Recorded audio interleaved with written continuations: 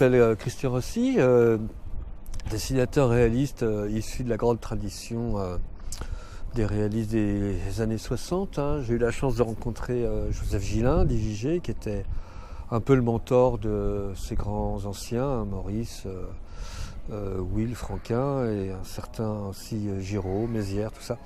J'ai jeté mon dévolu un peu sur ce genre de registre graphique en pensant que j'en avais les moyens. C'est comme quoi il faut vraiment avoir la foi. Et puis depuis, j'ai travaillé avec différents scénaristes puisque je me suis rendu compte que raconter une histoire, c'était pratiquement quand même un métier.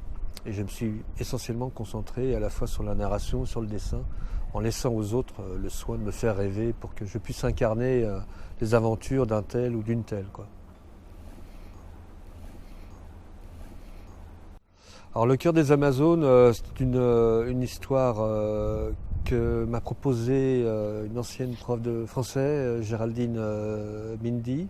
Elle m'a contacté par pur culot, je dois dire, par mail, parce qu'elle avait lu des ouvrages antérieurs que j'ai fait avec Serge Le Tendre qui touchaient à la mythologie grecque, Tirésias et la gloire des rats. Et elle aborde le mythe des Amazones, et évidemment dans le monde hellénique au moment où il y a des grandes guerres, et Homère fait allusion très rapidement au fait qu'il y a des Amazones qui traînent un peu devant le siège de Troie, et il y a eu aussi la proposition d'une histoire d'amour. Certains poètes se sont emparés de ça, entre Achille, un coup de foudre même, entre Achille et la reine des Amazones du moment, Penthessilée. Et donc ça a été le point de départ pour Géraldine, pour raconter cette histoire, mais en fait il fallait surtout un point d'arrivée, qui était qu'à un moment, la colère des femmes vis-à-vis des hommes, même si c'était une colère fondée, devait trouver une sortie par le haut et une résolution dans la dignité. Et j'ai tout à fait adhéré à ce projet-là. Géraldine, elle est mariée maintenant avec un dessinateur, un auteur de bande dessinée. Donc déjà, elle a un pied dedans et elle fréquente ce milieu. On est sur Lyon, nous. Donc il y a à Lyon tout un vivier, ils se reproduisent entre eux sans doute. Et elle connaît la narration, elle avait déjà déposé le projet chez Delcourt, c'était accepté, le mec qui s'y est mis a craqué assez vite parce que c'était au-dessus de ses moyens. Ce projet était assez, à ce moment-là, teinté d'un mélange d'apparitions un peu fantastiques avec les dieux, les déesses. Enfin, c'était une sorte de mélange et moi je voulais un truc réaliste. Donc si je l'ai guidé, c'est dans ce sens où on est vraiment épuré, en optant vraiment pour un truc... pour une proposition la plus enracinée possible et en s'abstenant au maximum du fantastique entre guillemets. Sinon, si je l'ai guidée, Géraldine, c'est sur le plan dramaturgique et ça commençait par exemple par Panthée qui était prisonnière dans le camp d'Achille et ça venait de ses lectures, notamment d'une pièce de Kleist qui s'appelait Penthessilée. Et j'ai, par exemple, dit à Géraldine, non, on commence pas comme ça, putain, tu mets les Amazones, il faut qu'on voit les Amazones. Donc il y aura une allusion à Chine, mais ce serait bien que les Amazones commencent un peu à charcler, quoi. Et c'était un peu des arrangements comme ça, c'était pareil pour le coup de la reine. J'ai dit, comment tu vois la reine? Elle me dit, c'est une fille qui est plutôt costaud, qui mène les autres. Je dis, ouais, bon, et si on imagine que la reine la couronne se transmet, en fait, de mère en fille. Elles ont une durée de vie assez courte et la fille est jeune. Alors si elle est jeune, qu'est-ce que ça implique? Donc elle a rebondi vachement bien là-dessus, Géraldine, en disant elle est vierge. Il lui faut quelqu'un qui soit d'un rang, qui ait une sorte d'alliance finalement, du même niveau. Et moi j'avais suggéré, écoute, comment elle fait pour emmener les filles au combat alors que c'est quand même pas forcément la plus aguerrie. Et je lui ai dit, elle se shoot pour y aller et puis et puis elle est obligée de se shooter pour redescendre. D'où le rôle de Protoé qui est cette sorte de chaman ou de shawoman, je ne sais pas comment on dit, et qui est en relation avec toute cette tradition, la pharmacopée de la nature, les plantes, une croyance dans une sorte de Gaïa, enfin d'une nature, alors qu'une autre personne est plutôt la gardienne d'Artémis, qui est la déesse qui les protège. Et en réalité, les deux ont raison. Et j'avais proposé aussi à Géraldine, ce qui serait bien, c'est un moment qu'on se rende compte que Protoé et Olgane, donc la prêtresse, elles soient en fait demi-sœurs. C'est pour ça qu'elles se chamaillent tout le temps. Voilà, c'est que des petits trucs comme ça, des petits... Voilà, c'était la reine des louves aussi, Penthésilée, donc il y avait des louves et tout, c'est dit dans la légende. Et j'ai dit on va ramener ça à une louve parce que déjà c'est super dur à dessiner, mais on essaye de contracter ça, une tribu, combien elles peuvent être, 150, c'est un petit truc, un petit peu comme les Indiens des plaines, quoi. Donc il y a un taux de mortalité et chaque vie compte, chaque naissance. Sauf que là, c'est forcément que des filles qu'elles gardent. Une forêt magique qui les protège, effectivement, réellement.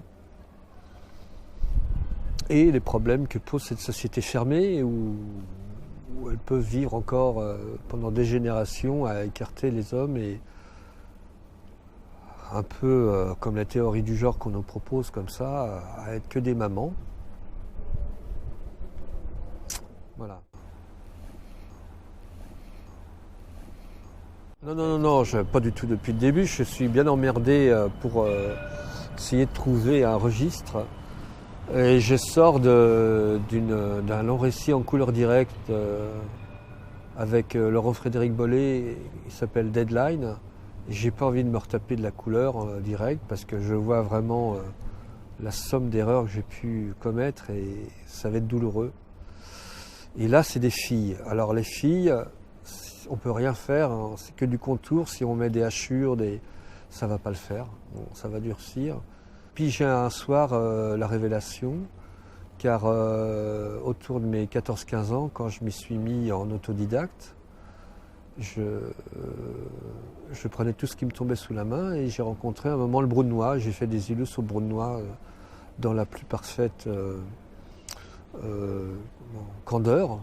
Donc je me suis fendu de l'achat d'1 kilo de paillettes de Brunois qui va me faire encore plusieurs milliers d'années et qui coûte que dalle. Donc quand on voit le prix des aquarelles concentrées que j'utilise, il n'y avait pas photo.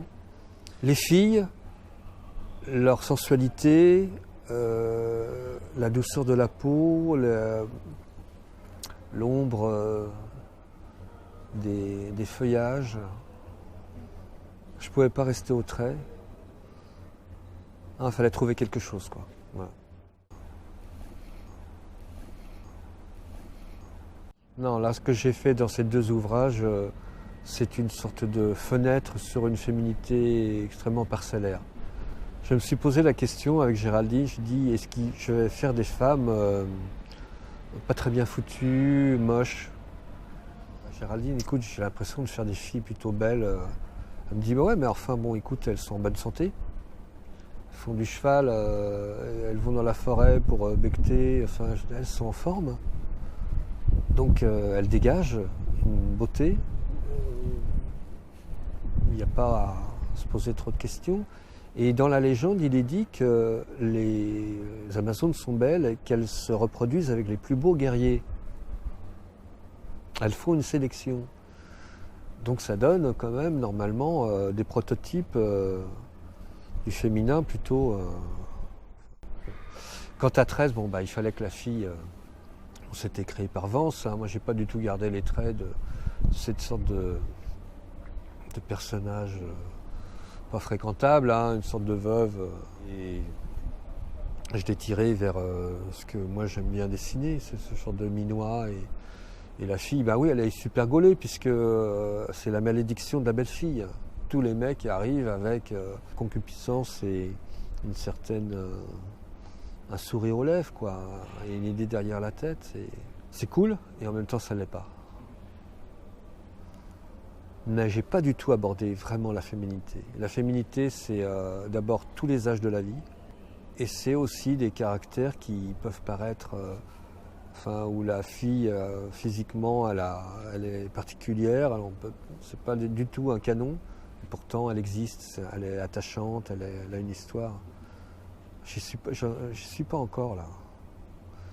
Je suis pas mûr encore. Ça m'intéresserait, ouais. Donc c'est une histoire qui se passe pendant la Première Guerre mondiale, donc sniper indien, canadien, à la frontière franco-belge. Et un des types les plus décorés de la Première Guerre mondiale, qui s'appelait Francis, était réellement un Indien qui s'en est sorti, qui a été blessé une fois et qui a eu à son actif plus de 300 cibles avérées. Et le type qui m'a proposé ça, Cédric Apiquian, donc c'est le premier scénario. Enfin, il a essayé de le monter en long métrage, il n'a pas eu les fonds, mais il m'a proposé ça pour qu'on l'adapte en bande dessinée. Là, lui-même a rêvé autour de ce fait historique pour inventer une pure aventure. Et non pas des assauts des sorties de tranchées avec des fantassins qui vont se faire hacher menu par des mitrailleuses en face. C'est pas du tout l'objet, c'est vraiment des mecs qu'on envoie en mission, ces mecs impassibles, muets, voilà. Ils doivent l'acheter parce que c'est indispensable. Soit ils le font pas, ils l'achèteront plus tard, un peu comme des andouilles, en disant bon, on suit le mouvement parce qu'il y a eu tel et tel prix. Soit ils sont un peu moins cons et que par exemple ils vivent en couple avec une fille, je parle des garçons, et qu'ils ont envie de leur faire plaisir et c'est plutôt un livre destiné au public féminin. Et ça me semble la raison pour la paix des ménages la plus patente, qui fait qu'en plus ça me permettra de finir de payer ma maison. Donc vous imitez à plusieurs, que je puisse toucher des droits d'auteur. Voilà. Merci Guillaume pour des histoires comme ça. Obligé de me faire dire des conneries.